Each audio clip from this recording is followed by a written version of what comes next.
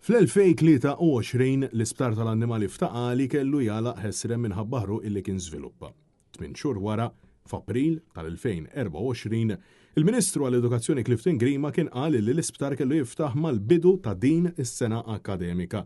Madankollu dan il-ftuħ baqa' ma wasalx. Meta lura fi frar li għadda kien mistoqsi meta se jkun qiegħed jiftaħ dan l-Isptar, Clifton Grima sostna li l-Gvern kommess li jiftħu matul din is-sena mingħajr ebda data stipulata.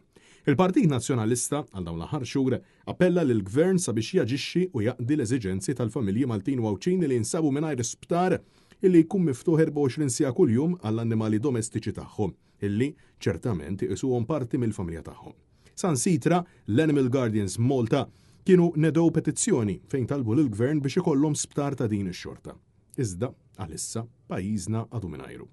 Għal-daqstant Net News il-ġimgħa filgħodu staqsa lis-Segretarju Parlamentari responsabbli mill-annimali Alexia Buġejja Sajd meta se jkun qiegħed jiftaħ dan l-isptar bir-risposta tkun illi se jinfetaħ din is-sena. Tajjeb li ngħidlek illi n-negozjati għaddejjin b'ritmu tajjeb ħafna u kif qal diġà pubblikament il-Ministru Clifton Grima li issa huwa responsabbli mill-isptar tal-annimali permezz tal-imkast, l-isptar ħajkun qiegħed jiftaħ propju din is-sena u tajjeb insemmu Meta imma?